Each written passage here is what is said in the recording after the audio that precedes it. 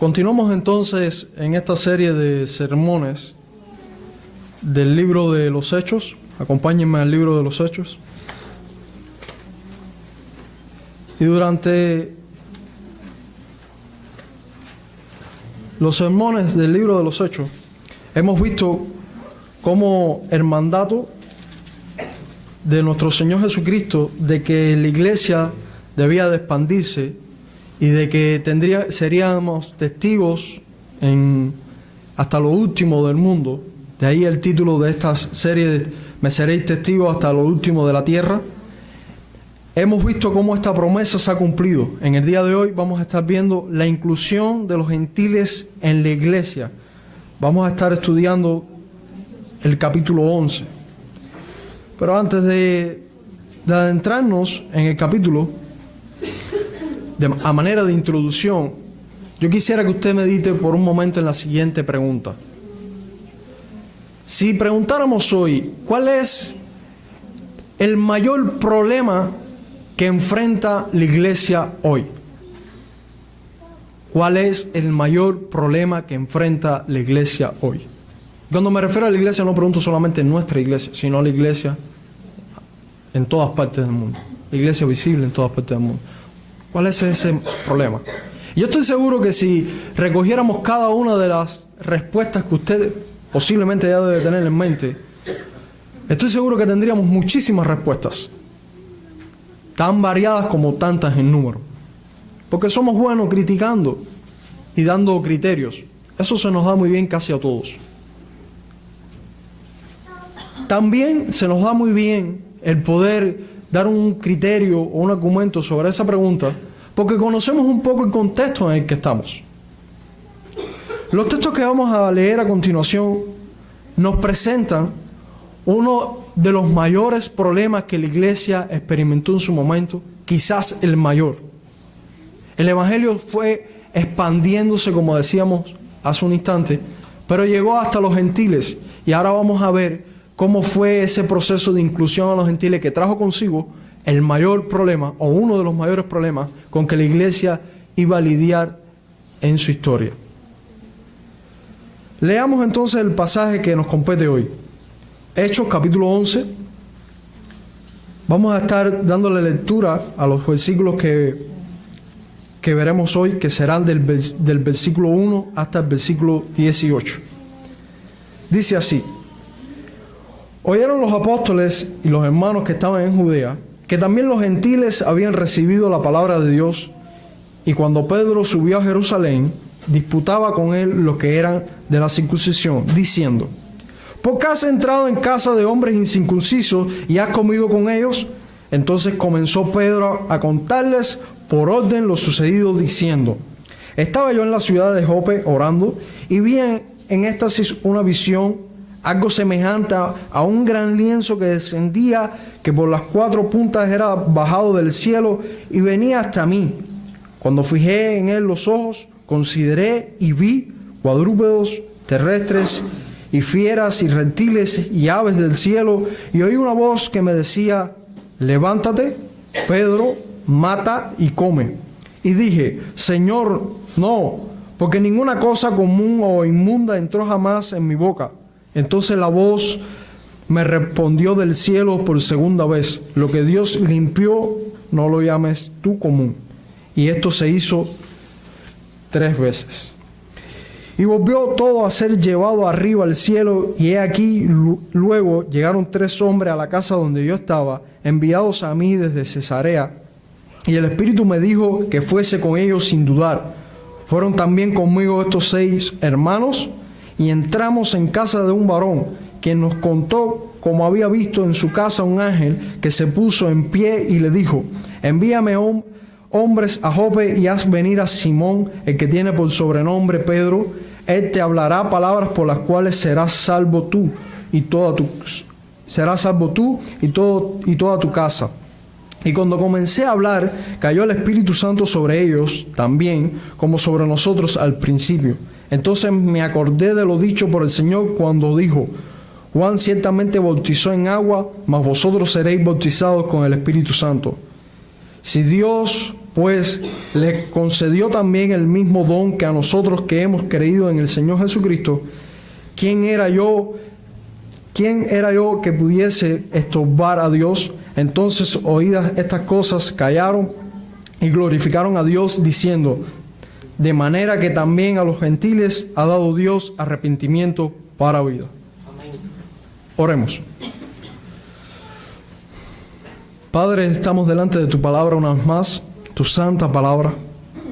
Estamos buscando encontrar en ella la dirección correcta para agradarte, para como iglesia apegarnos a tus mandatos, a tus diseños. Padre, no dejaste nada suelto, no dejaste nada a criterio humano. Tú, como un buen juez justo, como buen gobernador, formaste y sustentas tu iglesia. Gracias porque tu palabra es clara para nosotros. Ahora te estoy rogando que me capacites, que me des la fluidez y la facilidad para poder comunicar el mensaje exacto que tú quieres transmitir a tu pueblo. En el nombre de Jesucristo nos ponemos en tus manos. Amén. En numerosos lugares, como hemos visto hasta el día de hoy, del libro de Hechos, Lucas comienza a hacer una narración un poco resumida, porque recuerden que la historia que tenemos delante de los hechos, como bien el pastor nos decía, los hechos del Espíritu Santo, fueron historias extraordinarias y muy amplias. Y Lucas, de una manera muy precisa y muy exacta, él va a contarnos detalles de cada una de estas historias. Pero la historia que acabamos de leer, nos parece que Lucas se toma un poco más de tiempo. Cuando se trata de la historia de la visita de Pedro a la casa de Cornelio, nos damos cuenta de que Lucas se toma todo un capítulo y medio para narrarnos todo lo que concierne a esta visita. Y pareciera ser que debido a que Lucas es gentil, él se toma todo el trabajo y el detalle para precisar bien qué fue lo que ocurrió en este evento. Ya les digo, lo que tenemos delante es ya la parte final o la conclusión de una historia que comenzó en el capítulo 10 y que se exponía en sermones anteriores. Vamos a estar viendo dónde termina esta historia. Y lo primero que vemos en los versículos de esta conclusión de la historia de la visita de Pedro a la casa de Cornelio es un conflicto. Lo vemos en los primeros 3 versículos. Vaya ahí conmigo a su Biblia. Dice así los primeros 3 versículos de este capítulo. Oyeron los apóstoles y los hermanos que estaban en Judea que también los gentiles habían recibido la palabra de Dios. Y cuando Pedro subió a Jerusalén, disputaban con él los que eran de la circuncisión, diciendo: ¿por qué has entrado en casa de hombres incircuncisos y has comido con ellos? Note acá el problema. Quizás usted lea estos versículos y como les decía al inicio, en la introducción, tenemos una distancia enorme entre la iglesia de aquellos tiempos y nuestra iglesia, y entendemos muy poco, tenemos una visión muy reducida por las distancias culturales. Quizás usted lee estos 3 versículos y ve que sí, se da cuenta, dice, y disputaban. Usted se da cuenta, hermanos, en español, en inglés y en cualquier idioma que usted lea esa palabra, significa discusión, y discusión fuerte, donde se cuestiona. Y usted lee ahí y usted dice, bueno, y evidentemente Lucas nos está diciendo, no, y el tema de la discusión es este, te lo deja bien claro. Y uno lee y dice, pero ahí donde ve el problema, el meollo del problema, que era que Pedro había entrado en casa de un hombre incircunciso y había comido con él, y usted lee esto hoy y dice, ¿y qué problema tiene esto? O sea, ¿qué problema hay con que Pedro haya ido a casa de Cornelio, haya estado con él? Sí, es incircunciso, pero ¿qué problema hay en eso? A nuestra mente, en nuestra cultura, moldeada por nuestra cultura, eso no representa tal problema, o por lo menos no tan grande. Sabemos que está ahí en la Escritura y que nos dice que evidentemente hay un conflicto, pero no tiene todo el peso. Yo quiero que usted detalle conmigo toda la atmósfera que hay en este suceso para no perder la esencia de lo que está escrito acá. Lo primero que yo quiero que usted note de este problema es que cuando Pedro llega a Jerusalén, de vuelta de una misión que la misma iglesia en Jerusalén le había dado, la iglesia en Jerusalén no le pregunta, bueno, ¿y cómo te fue el viaje? ¿Cómo era la fe de estas personas? ¿Qué creyeron, qué no creyeron? No, ellos no fueron a discutir esos aspectos importantes, evidentemente. Ellos fueron directamente, ¿por qué entraste ahí y por qué comiste con ellos? Esto ya nos va denotando de que el asunto es bien serio. Pero al menos debemos de tener en cuenta 3 puntos para entender un poco más la gravedad de este problema. Lo primero que debemos entender es que la iglesia en Jerusalén estaba compuesta por judíos. Bueno, ¿y qué nos dice esto? Que sean judíos. Bueno, precisamente el pueblo judío, en su cosmovisión, para ellos, su religión, su cristianismo, no había comenzado donde comenzó para nosotros la historia de la iglesia. Para ellos el cristianismo había comenzado siglos atrás. Ellos eran el pueblo de Dios. Y ahora lo único que había cambiado para ellos es que ese Mesías prometido ya había venido y le había dado ordenanzas y había comisionado a los apóstoles. Era lo único que había cambiado. Pero para ellos seguían siendo judíos con todas sus normas, con todas sus reglas, como una nación judía, que ahora su fe era fortalecida en el cumplimiento de todas las promesas que se le habían dado en el Antiguo Testamento. Eso era un gran problema. Porque quizás algunos de ustedes conozcan, y los que no los conozcan sepan, que en todas esas leyes, toda esa cultura israelita, en todas sus costumbres, habían algunas bien curiosas, por decirlo de alguna manera. Una de ellas era precisamente que los judíos no podían juntarse o entrar a una casa que fuera de un gentil o un incircunciso, que era la marca que se diferenciaba a un judío de un gentil. No podía entrar a su casa y mucho menos podía ser copartícipe de ciertos alimentos que estos gentiles comían. Los judíos tenían, recuerden allá en el Antiguo Testamento, cómo se nos da la dieta específica que el pueblo de Israel debía de tener. No debía de comer ciertos animales. Y estas normas, ellos las velaban con muchísimo celo, porque no querían contaminarse, en un sentido hablando, como un ritual, o sea, no querían, en el sentido ritualístico, no querían contaminarse. Juan, capítulo 18, versículo 28, nos recuerda un poco de cómo era la mente de los judíos. Vaya ahí conmigo. Juan, capítulo 18, versículo 28. Recuerden, ve ahí el versículo. Llevaron a Jesús, Juan, capítulo 18, versículo 28. Llevaron a Jesús de casa de Caifás a pretorio, era de mañana, y ellos no entraron, escuche bien, ellos no entraron en el pretorio para no contaminarse y así poder comer la Pascua. Para ellos entrar a ese lugar, entrar a cualquier casa de un gentil, ya ellos lo contaminaba y tenían que hacer todo un ritual para poder autosantificarse, para poder entonces poder tomar la Pascua. Esto es uno de los textos, pudiéramos buscar muchos más, que nos van a mostrar cuál era la mentalidad de un judío cuando se trataba de un gentil. Lo otro que tenemos que tener en mente para analizar el conflicto que tenemos delante y entenderlo correctamente todo lo que estaba pasando acá, es que es primera vez que la iglesia se enfrenta a una situación como esta. Primera vez. Como decíamos anteriormente en los anuncios, cuando una iglesia se enfrenta por primera vez a algo, no sabe cómo actuar y eso aumenta el conflicto. No tenía un precedente, no tenía un marco que le dijera, sí, mira, en tal lugar lo hicieron de esta manera. La iglesia en este momento, compuesta por judíos, con toda esta mentalidad que traía un judío, se estaba enfrentando por primera vez a la situación de el evangelio llega hasta los gentiles. ¿Y ahora qué hacemos? En Hechos capítulo 6 se nos hace mención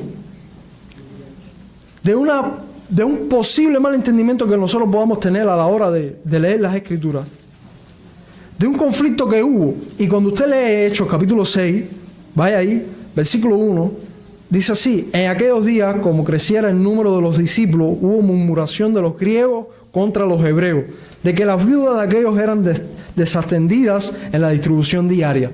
Ahí tenemos otro conflicto. Pero lo que quiero que noten en este versículo es que cuando ahí el versículo nos dice griego contra los hebreos, no está hablando de hebreos que eran israelitas y griegos que no eran israelitas. ¿Quiénes eran estos griegos que se nos está hablando acá? Eran israelitas también. Cuando la expansión del pueblo de Israel comenzó a regarse por todos los alrededores, ellos comenzaron a ir a otras culturas y comenzaron a tomar incluso otros nombres.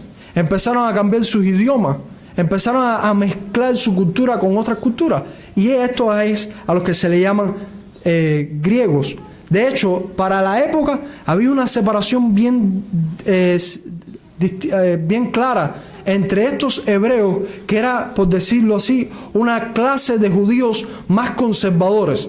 Ellos se aferraban más, solamente ponían los nombres hebreos, solamente guardaban sus costumbres y no simpatizaban con la cultura helenista. Pero acá estos griegos son ese tipo de judíos. De manera tal de que hasta el momento, hasta Hechos capítulo 6, no había gentiles en la iglesia.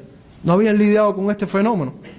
Ahora, en Hechos capítulo 11, es que por primera vez llegan los gentiles a la iglesia y son valorados, vamos a decirlo así hasta este momento, valorados como la posibilidad de que tenemos ahora un pueblo gentil que va a ser no solamente copartícipe de la membresía de la iglesia, no solamente va a entrar a este reino que nosotros habíamos entendido hasta el momento, sino que vamos a ser iguales, gentiles y judíos.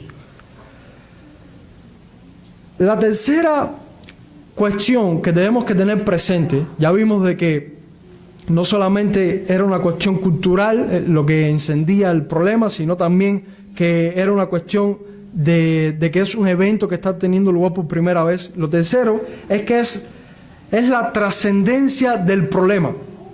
Cuando usted quiere saber si un problema realmente es complicado, usted solamente lo que tiene que hacer es mirar un par de días hacia adelante. Cuando algo es sencillo, no tiene trascendencia. Pero cuando algo es complejo, bien complejo, es un tema que nunca se le pone un punto final. Se analiza el problema, se discute el problema y pasan unos cuantos días y vuelve a salir el problema, y vuelve a salir el problema, y vuelve a salir el problema una y otra vez, porque es un tema complejo. Así de complejo es el tema de la inclusión de los gentiles en la iglesia. Recuerden, quizás algunos hayan leído y pueden recordar que después de este evento que estamos leyendo ahora, leemos luego en Hechos, un poco más adelante en los capítulos, en Hechos 15, que este problema vuelve a surgir. Hechos capítulo 15, vaya ahí. 15, versículo 1 y 2.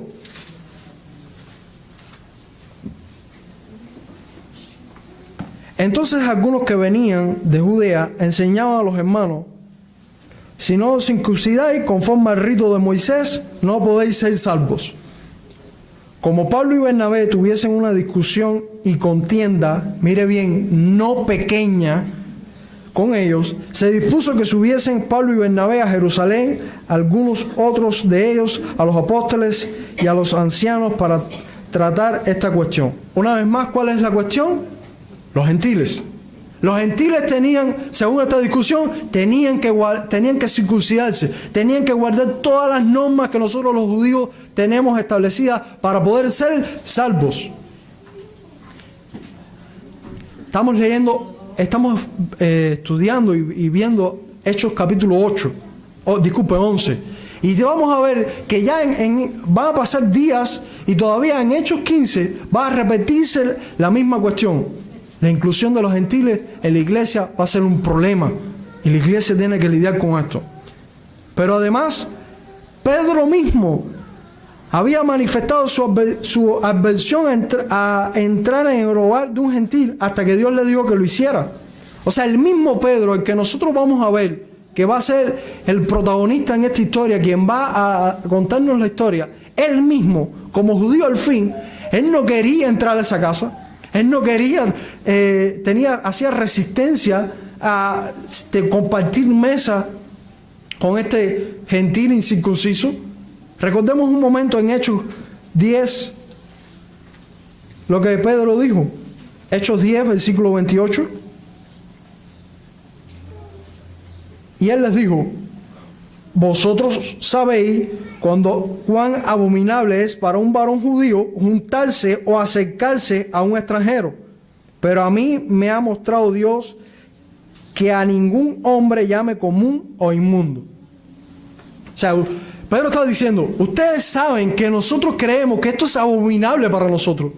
Yo no estoy de acuerdo con esto. Esto a mí me pesa muchísimo porque ustedes saben cuál es nuestra costumbre. Pero Dios me dijo que lo hiciera. Hasta ese momento era un conflicto para Pedro. De hecho, vaya conmigo a Gálatas, capítulo 2. Gálatas, capítulo 2. Gálatas, capítulo 2, versículos 9 al 16. Miren qué ocurre. Versículos 9 al 16.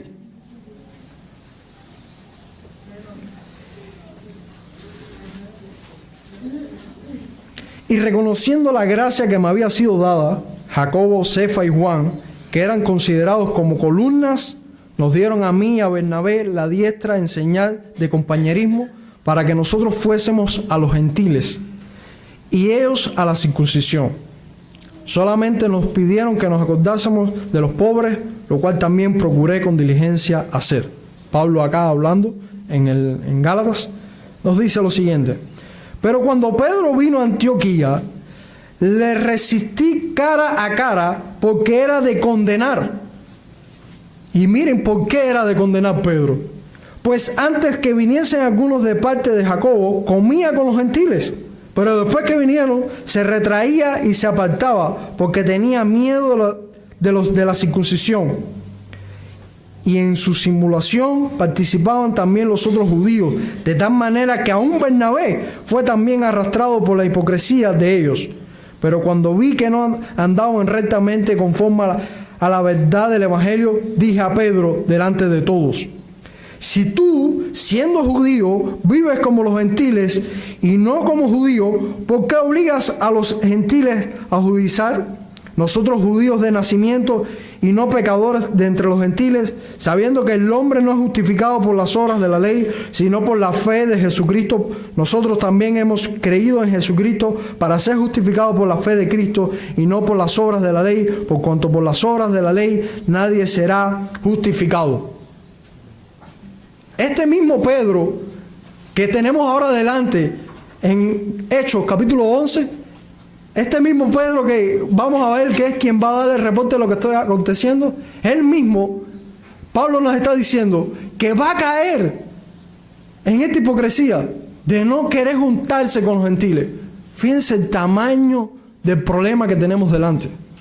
No es algo sencillo. No era algo sencillo para un gentil entrar a la casa de un gentil, de un judío entrar a la casa de un gentil. Disculpe. No es algo común.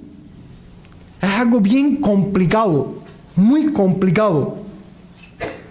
De hecho, como veremos a continuación, la explicación que da Pedro es muy simple. Pareciera ser que la explicación que Pablo va a dar a los que se la están demandando, la está dando entre dientes. Él solo dice lo que sucedió. No comienza a hacer una defensa ante la iglesia. Nosotros ya hemos visto a Pedro en otros escenarios. Nosotros sabemos cómo es Pedro. Cuando hubo que sacar un sucesor para Judas, por Judas, ¿cómo actuó Pedro? Él dio toda una explicación, se levantó, hizo una exposición de la Escritura y defendió y dijo, hay que sacar un sucesor para Judas por esto y por esto. No solo después vimos a Pedro dando una predicación del Evangelio, se levantó y dijo, arrepiéntase, y comenzó a predicar todo el Evangelio. Ese es el Pedro que nosotros estamos adaptados a ver. Pero ahora, cuando llega y delante de la iglesia le dice, a ver Pedro, levántate, danos razón de qué fue lo que pasó, por qué entraste ahí, por qué comiste. Pedro dice, no, espérate. No, espérate. Lo único que él hace es decir, lo que pasó fue esto. En otras palabras, yo ni siquiera estoy de acuerdo con todo esto que pasó. Pero yo no puedo decirle otra cosa porque esto fue lo que pasó. Porque Dios fue quien lo hizo. Yo estoy como ustedes, yo no sé qué está pasando, pero fue lo que sucedió. Lo que Pedro va a hacer y se va a limitar a hacer es solamente decir, esto fue lo que sucedió, fue así y fue así. Yo no estoy defendiendo nada aquí.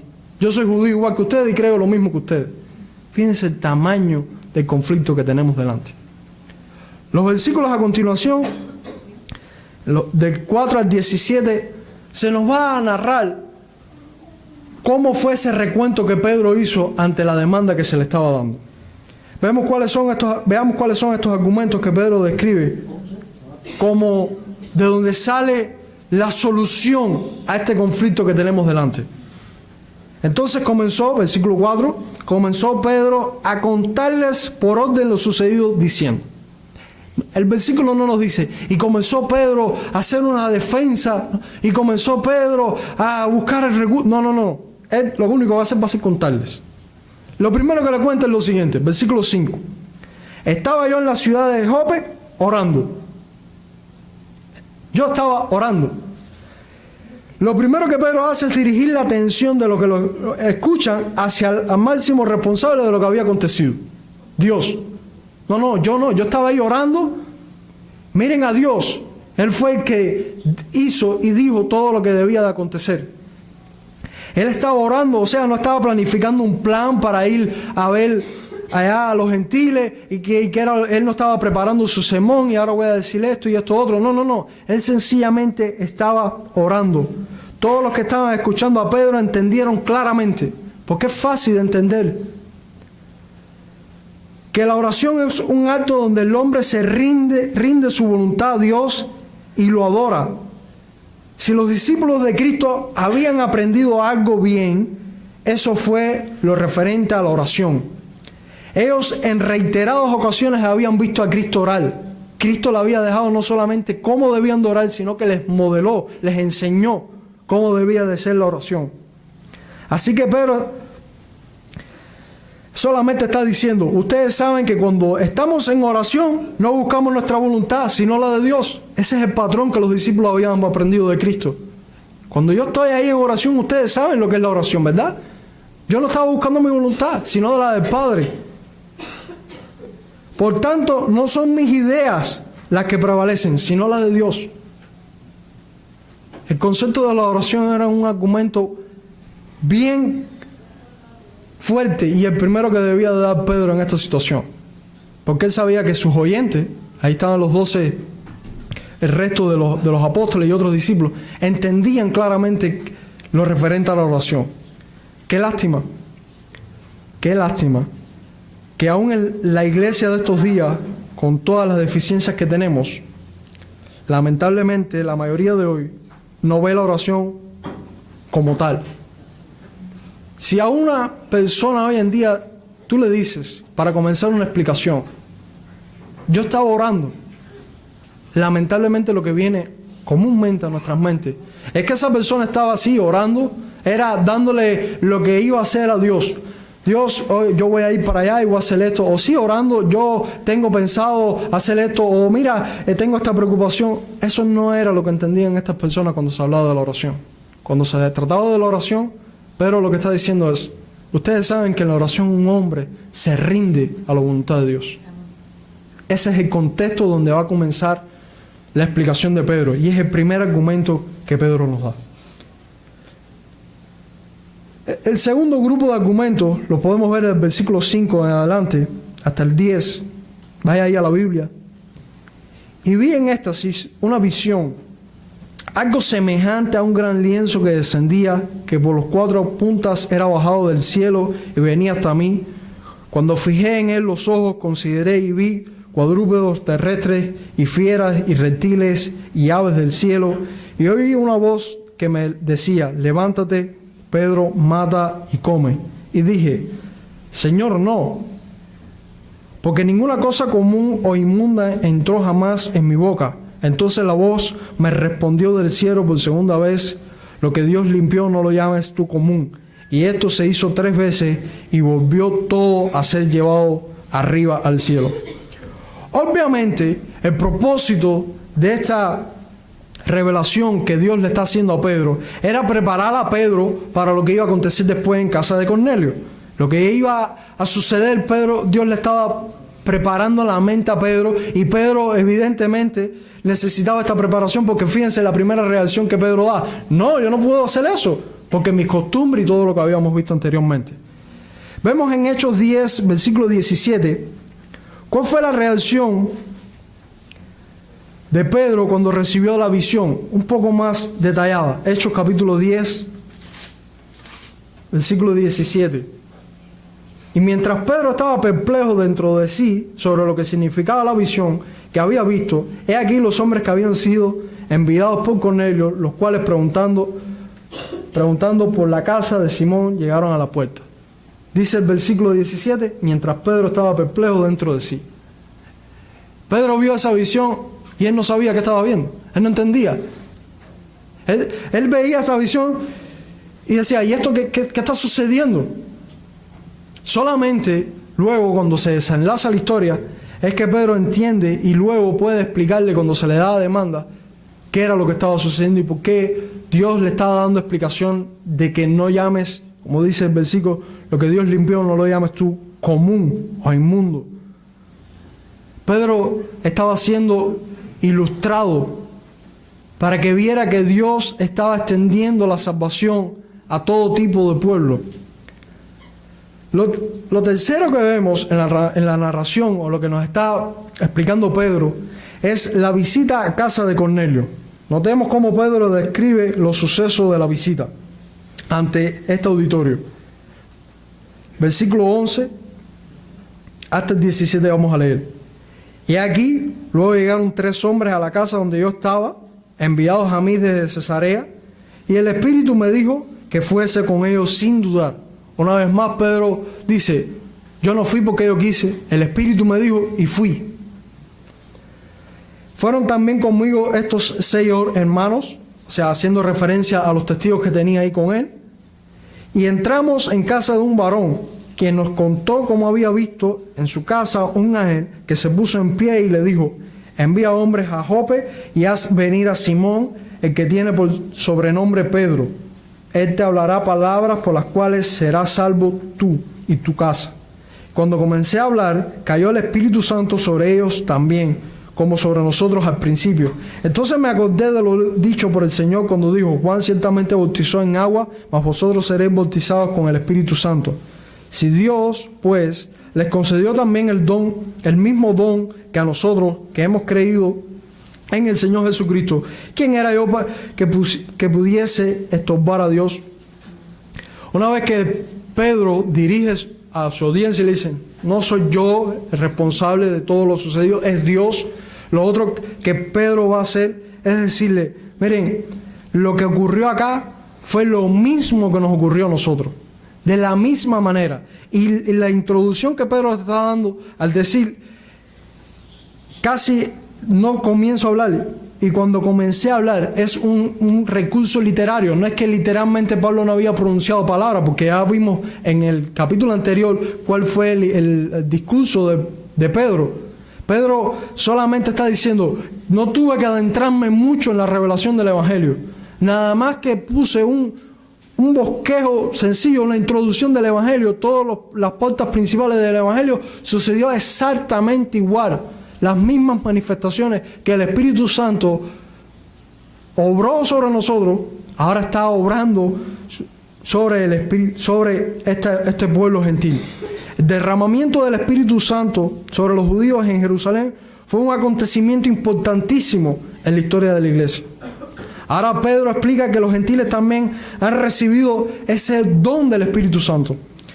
Por lo tanto, la iglesia cristiana está formada ahora por judíos, samaritanos y gentiles. Porque quien le está dando la introducción, quien está incluyendo en la iglesia a los gentiles, es el mismo Espíritu Santo de Dios. Y Pedro, sencillamente lo que está diciendo, recuerden como hablábamos hace un momento, él no está dando una defensa, una explicación, él sencillamente está diciendo lo que ocurrió. Él dice: de la misma manera que ocurrió en Pentecostés, allá con nosotros, después con los samaritanos, así mismo es Dios quien lo está haciendo y está trayendo ahora también a los gentiles a la membresía de la iglesia. La conclusión a la que llega Pedro respecto a este hecho histórico es que Dios es soberano en conceder salvación a judíos y a gentiles. Cuando Dios pone a los gentiles cristianos al mismo nivel que los cristianos judíos, y ambos gentiles y judíos creen en el Señor Jesucristo, Pedro ni siquiera puede abrigar el pensamiento de negar a los gentiles la entrada en la iglesia. Y he aquí hace la pregunta: ¿quién soy yo para oponerme a los planes de Dios? Y al hacer la pregunta ya está dando la respuesta. Si es Dios mismo quien está trayendo la inclusión de estas personas a la iglesia, ¿cómo nos vamos a oponer? Si es Dios mismo. Hacer la pregunta es contestarla. Pedro no dice nada acerca de la circuncisión. Él no habla nada de la interminable lista de costumbres que tenía el pueblo israelita. Él no toca esos temas. Pedro solamente, él dice: él y los miembros de la iglesia de Jerusalén debemos de ver la mano de Dios en desarrollo en la iglesia. Es Dios quien está edificando su iglesia. Después de haber visto el problema en su magnitud, al menos escudriñar un poco qué significaba este problema de que Pedro hubiese entrado en la casa de Cornelio, haber visto la explicación o la solución a ese problema, veamos algunas implicaciones que trae la conclusión de esta historia. Vea el versículo 18. Implicaciones directas que va a traer para la iglesia. La primera implicación directa, evidentemente ya la anunciamos, que era ahora la iglesia va a sumar a su membresía a un pueblo que no estaba contado en su membresía, que es el pueblo gentil. Y vea el resultado del versículo 18. Entonces, oídas estas cosas, callaron y glorificaron a Dios, diciendo: de manera que también a los gentiles ha dado Dios arrepentimiento para vida. Los que escuchan la explicación de Pedro quedan satisfechos y no ponen otras objeciones. Después vamos a ver en el tiempo que, dado la complejidad de este problema, va a surgir nuevamente, como ya vimos en algunos versículos. Pero en este momento ellos no ponen ninguna objeción a la entrada a la iglesia, o sea, a la membresía de la iglesia de estos gentiles. Ellos reconocen que Dios mismo había instruido a Pedro ir a Cesarea y en consecuencia sabían que todo lo que había tenido lugar había sido la misma obra de Dios. Entonces también los gentiles Dios ha concedido el arrepentimiento que lleva a la vida. Esa es la conclusión a la que estas personas llegan. Notemos que es sumamente importante entender cómo es la obra del Espíritu Santo en su iglesia. Porque esto nos está dando la única, o al menos una de las pautas, o la única pauta que nosotros como iglesia podemos tener o medir para poder traer o incluir a nuevos miembros a una iglesia. Nos está hablando acá y nos deja bien claro en el texto cuál es ese parámetro. Es aquellas personas que Dios le ha dado un arrepentimiento para vida. Es el único parámetro que vemos en las Escrituras. O sea, no podía ser aceptado a la membresía de la iglesia, no podía ser incluido en la iglesia personas que no habían recibido un arrepentimiento para vida, que no habían sido transformados por Dios. Por eso les digo, prestemos atención en el resto de este sermón a lo que las Escrituras nos está diciendo, que es el único parámetro certero que la iglesia debe de tener, a donde la iglesia debe estar mirando cuando se trata de inclusión de nuevos miembros. Un verdadero arrepentimiento, un arrepentimiento para vida. No costumbres, no estructuras de pensamientos diferentes. No, lo único que debía de estar mirando la iglesia, y lo único que la iglesia debe estar mirando en una persona, es si Dios le ha dado el arrepentimiento para vida.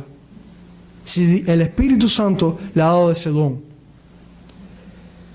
Pero antes de ver ese arrepentimiento para vida, o el verdadero arrepentimiento, debemos de aclarar cuál no es un arrepentimiento para vida. ¿Cuál es la forma falsa de ver un arrepentimiento. Alguien reflexionaba sobre estos temas del arrepentimiento para vida y decía que cuando uno ve a una persona que escucha un sermón del Evangelio, escucha la palabra de Dios, y esa persona siente cierto temor, cierta preocupación porque no quiere ir al infierno, esta persona decía, eso no es arrepentimiento. Eso no es un arrepentimiento verdadero. Este arrepentimiento falso que puede traer incluso cierto tipo de remordimiento en las personas que se ven alarmados y dicen, no, por lo que me están presentando, yo no quiero sufrir esas consecuencias. Hay otro tipo de arrepentimiento falso. Son aquellos que dicen, bueno, la iglesia es una cultura sana, son personas bastante honradas, en su mayoría, y voy a reunirme con este grupo de personas para que me vaya bien en esta vida. Ese tipo de persona tampoco está experimentando un verdadero arrepentimiento. De hecho, déjenme leerles una frase que dijo un hombre de Dios que nos refleja el cuadro de este tipo de personas que experimentan este falso arrepentimiento. Este tipo de personas podrían andar incluso humillados delante de Dios por un tiempo, o sea, con ese pesar delante de Dios. Y sin embargo podrían seguir siendo los esclavos de sus transgresiones. Ustedes tienen miedo de la condenación, pero no tienen miedo de pecar.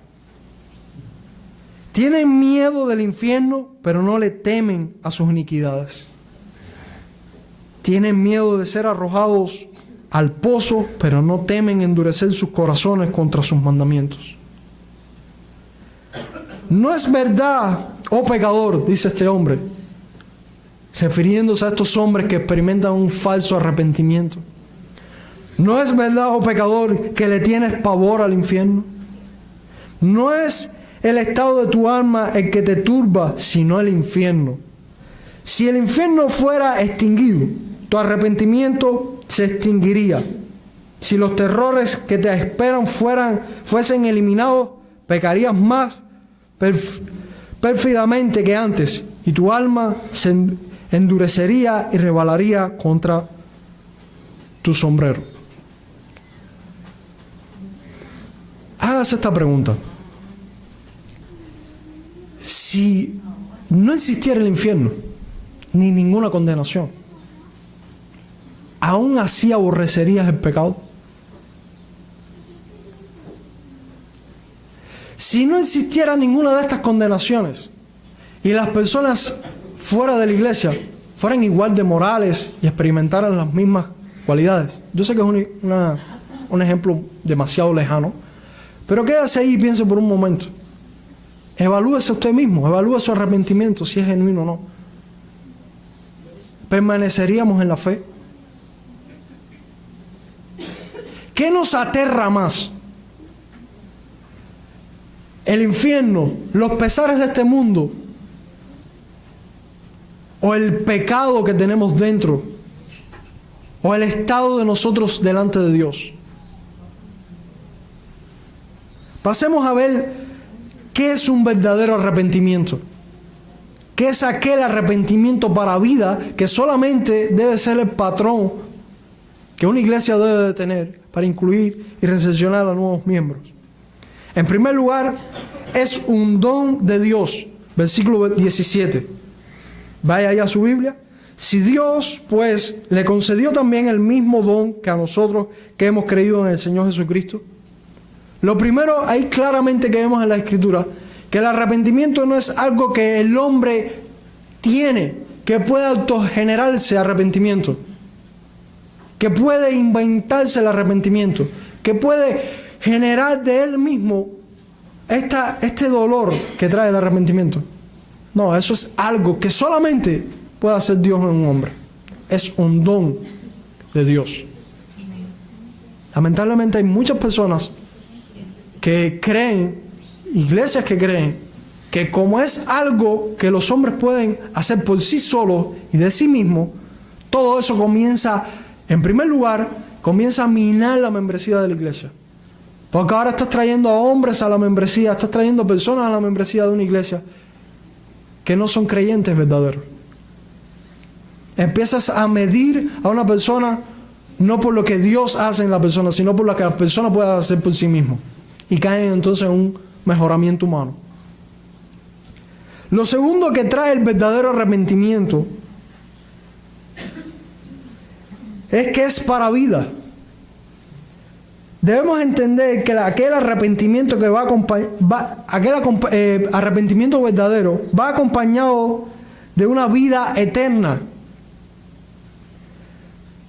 Va acompañado de una vida espiritual y que asegura la vida, esa vida que tanto se nos da promesa continuamente en las Escrituras, esa nueva vida se nos asegura. Todo aquel que la posee odia el pecado. Consiste en apartarse del pecado por las fuerzas de Dios, no las nuestras. O sea, es imposible que alguien diga, yo tengo un verdadero arrepentimiento. Yo realmente sigo a Cristo y tengo una vida nueva. Y seguir en pecado y no odiar el pecado. El arrepentimiento verdadero te aleja del pecado. Te resulta repugnante. Y no como algo que tú tengas que esforzarte para que te resulte repugnante, sino que es algo natural. A una planta tú no tienes que esforzarte para esperar a una planta de un fruto en específico que ella vaya a germinar otra cosa que no sea lo que genéticamente ella tiene en su semilla. Ella sencillamente va a brotar ese fruto, va a germinar comúnmente. Si es guayaba, va a dar guayaba. Si es mango, va a dar mango. Como un fruto natural, como fruto de lo que tienen ella en su composición. Ahora, aquellas personas que tienen una vida nueva, que han experimentado un arrepentimiento verdadero, van a comenzar a odiar el pecado y van a comenzar a vivir esta vida nueva, enfocados en esa vida eterna. Tercero, el arrepentimiento es también un acto continuo durante la vida entera. Crecerá continuamente. Yo creo que un cristiano en su lecho de muerte, o sea, ya cuando está a punto de morir, ese verdadero cristiano se arrepentirá más amargamente de lo que hizo jamás en su vida. No es algo que quede en ese estado como inicialmente lo conocimos al inicio de nuestra vida como creyente, sino que en la medida que nosotros vamos conociendo más la santidad de Dios, en la medida que nosotros vamos conociendo más la corrupción del hombre, el hombre recurre más al arrepentimiento. Y es algo que va en aumento. De hecho, de eso se trata la dinámica casi de la vida cristiana.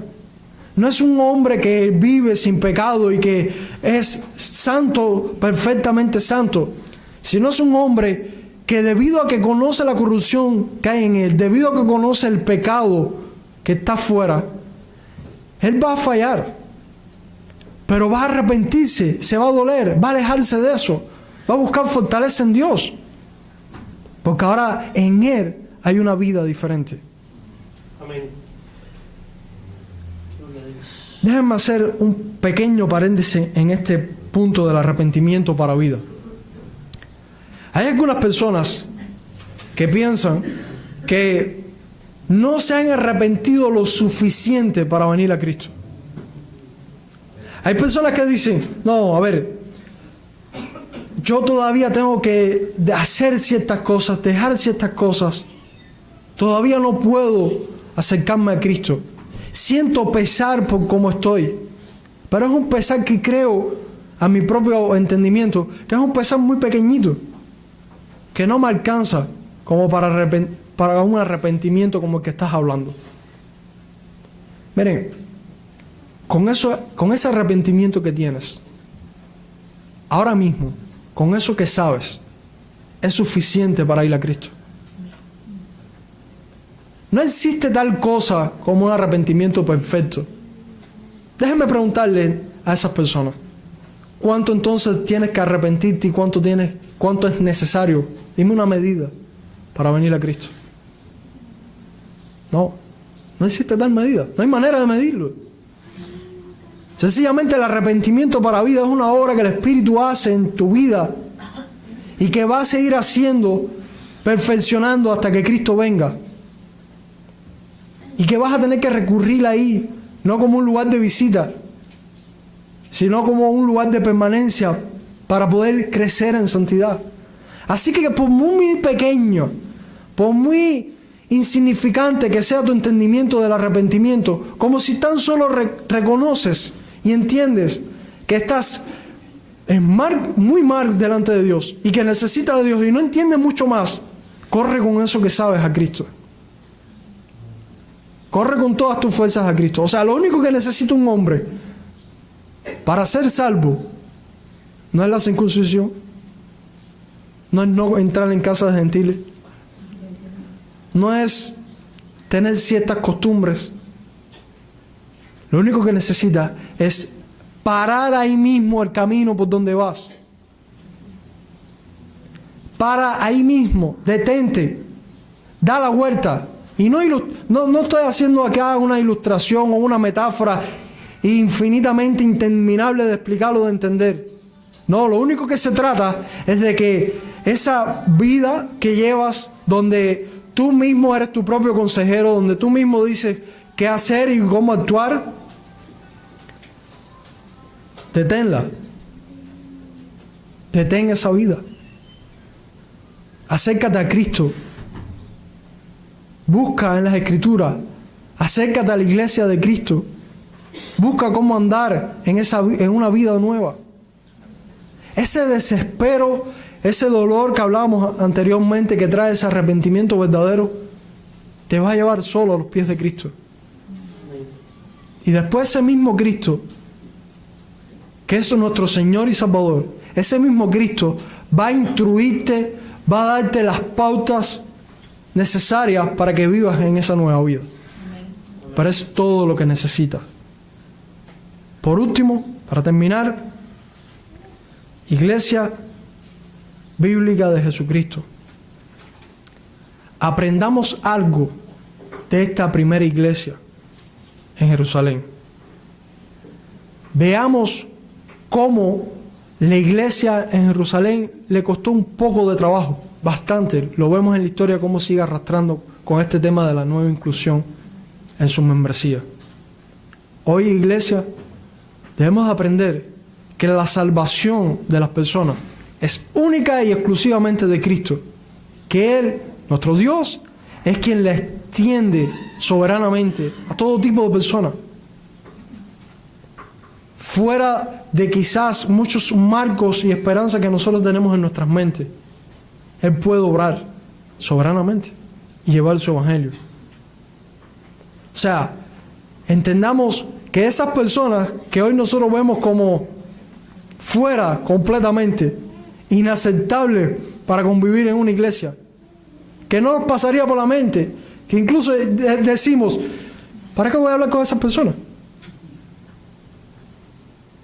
Porque según nuestra cultura, según nuestra manera de vivir, esas personas ya quedan al margen de nuestros pensamientos. Dios puede obrar sobre cualquier tipo de persona.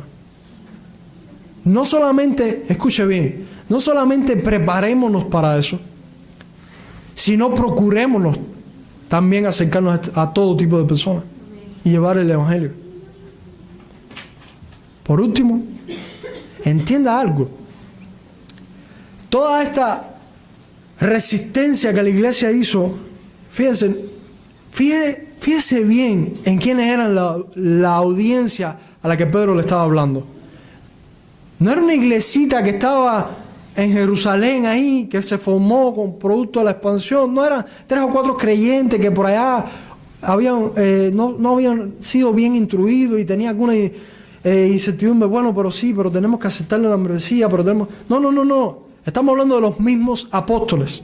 Estamos hablando de la iglesia más madura y más instruida que había en la fecha. Estos... Pedro le hace una pregunta. Le dice, ¿seremos nosotros estorbo a Dios? O sea, ¿nosotros vamos a ir en contra de lo que Dios quiere hacer? una pregunta casi ilógica, porque lo que Dios quiera hacer, lo va a hacer. No hay nadie que pueda resistir la mano de Dios. Pero Pedro está dando una explicación y lo está llevando a pensar de que no hay nadie que pueda detener la mano de Dios, pero ustedes sí pueden estar teniendo una actitud que vaya en contra de la obra de Dios. Hermanos, ¿por qué le estoy tratando de traer esta última reflexión y aplicación de este pasaje? Tengamos mucho cuidado que cuando nosotros salimos afuera con nuestra sólida, increíble y majestuosa teología, con nuestro gran y bien alimentado intelecto, y seamos de estorbo al Evangelio. Seamos prudentes, sabios, conduzcámonos en amor. Porque en este pueblo en el que estamos, Dios aún está haciendo su obra. Hay muchos pueblos de Dios que de hecho no está aquí sentado ahora. Y hay muchos todavía que quedan en las calles. Porque si no fuera así, Cristo ya hubiese venido. Tengamos cuidado. Termino con una historia que la encuentro más frecuente de lo que yo quisiera. Lamentablemente. Una persona, la última que me encontré, que también entiendo por qué lo decía. O sea, muchas personas buscan cualquier excusa para justificar su error. Dicen cualquier cosa, lo más mínimo, ellos se agarran de ahí, dicen, por eso yo sigo en mi error.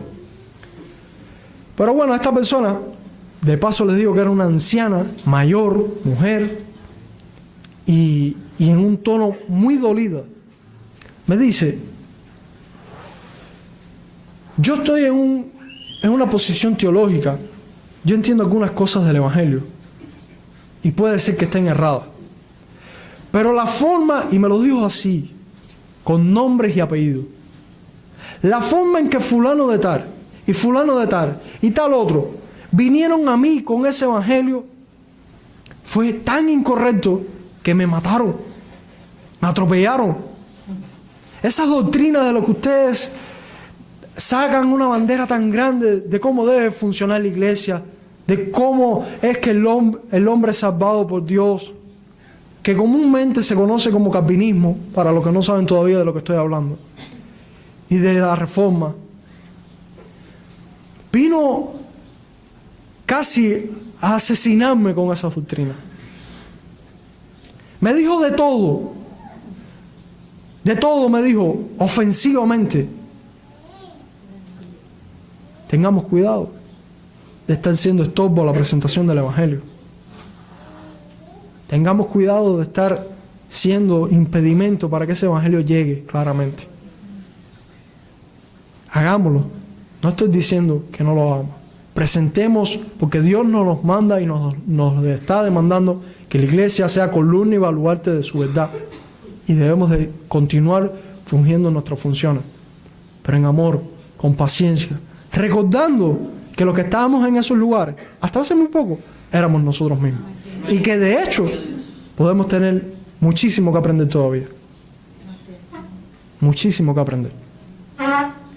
Tengamos todo tipo de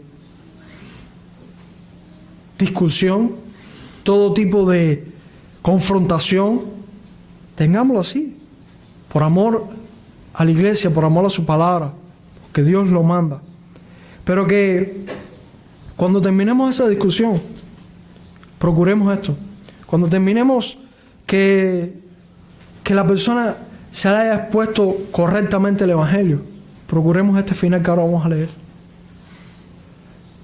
Para los que, por otro lado, predican un Evangelio a media, también tienen de qué preocuparse, porque también le están siendo de estorbo a la obra de Dios. Pero tanto unos como otros, que finalmente podamos terminar de esta manera. Si Dios, pues, les concedió también el mismo don que a nosotros que hemos creído en el Señor Jesucristo, ¿Quién era yo que pudiese estorbar a Dios? Entonces, oídas estas cosas, callaron y glorificaron a Dios, diciendo, de manera también a los gentiles ha dado Dios arrepentimiento para vida. Que al final de todas nuestras conversaciones procuremos sea que Dios sea glorificado. Que lo que se sienta no sean nuestras voces alteradas. Que lo que se sienta sea que Dios sea glorificado. Gloria a Dios. Aleluya. Oramos para terminar. Padre, tu palabra es tan clara como nuestro pecado, como nuestras debilidades. Al exponernos a ella con humildad, vemos con facilidad cuán débiles somos. Pero Padre, gracias porque nos has dejado ejemplo, nos has dejado tu palabra para aprender de ella. Permite ahora que tu Espíritu Santo esté martillando tu palabra en nuestros corazones.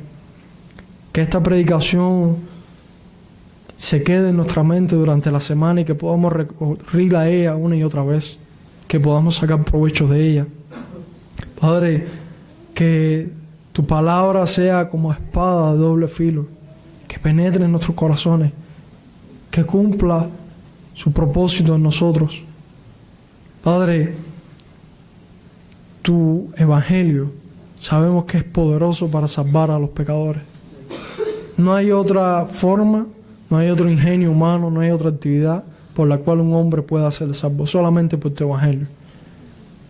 Te estamos rogando que como iglesia podamos predicar tu evangelio sin adulterar, que podamos decir toda tu verdad, pero en amor.